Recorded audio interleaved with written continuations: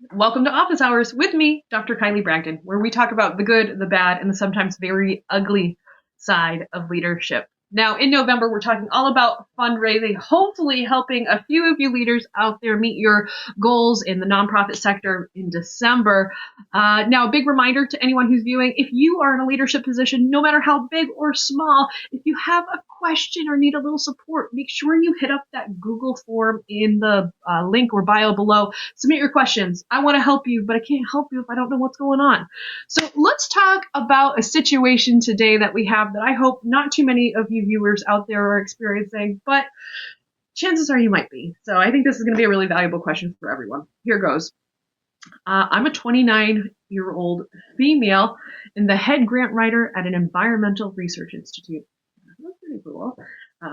I'm excellent at writing grants until our executive director continues to stroll by and say things like, remember, if this one doesn't come through, our entire program is in trouble.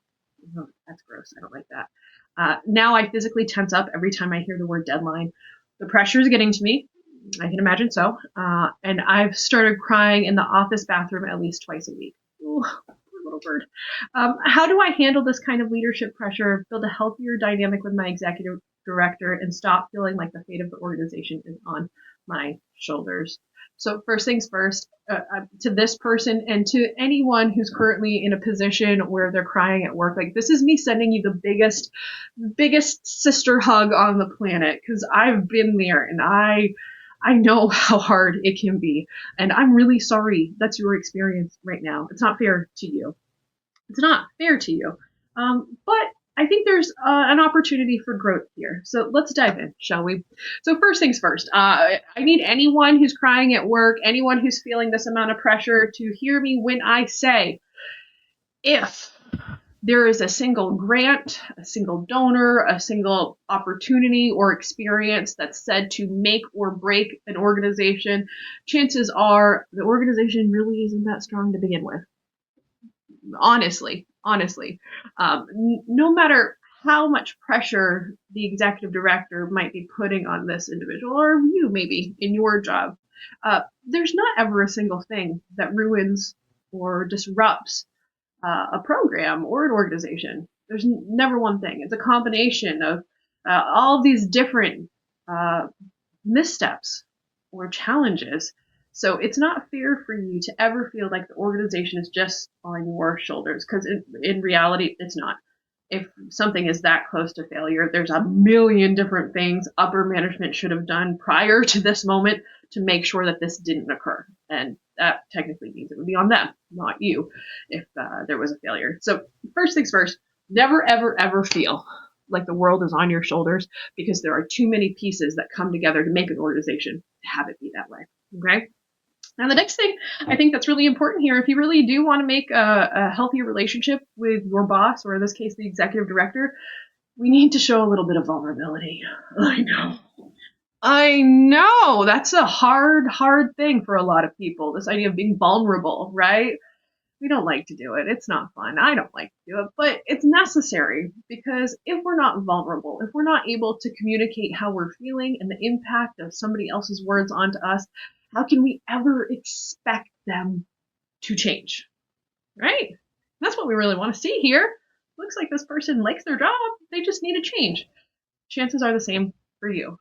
So if you want to make a change, you have to be vulnerable enough to say to the person, whether it be your supervisor, in this case the executive director, this isn't working for me.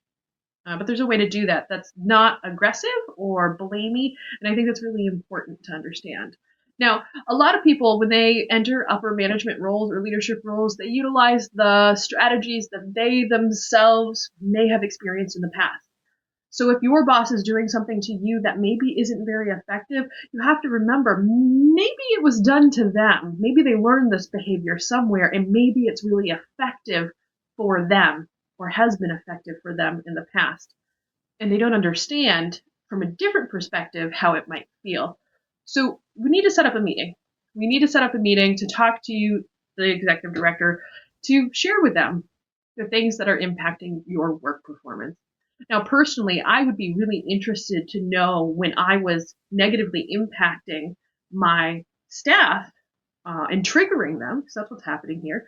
Because anyone who's triggered is not going to do the best quality work that they're capable of. I'm not in the habit of wasting money. If I have people working for me, I want to have the best out of them. So we got to take this fear out of the equation. So you're going to go into your boss's office, and you're very calmly say, hey, I do not think that you mean to do this, but I wanted you to know that when you say whatever it might be, I feel really triggered and it feels really stressful. And I think it would be more helpful for you to instead say something like, you say what the thing is. So in this case, it's really stressful when you say the grant is, the entire program is relying on this grant. That's not very helpful. Maybe instead, if we could say that this grant could have a really big benefit to the program. See how it just is a slight change of perspective? Changing our words ever so slightly can have the biggest impact.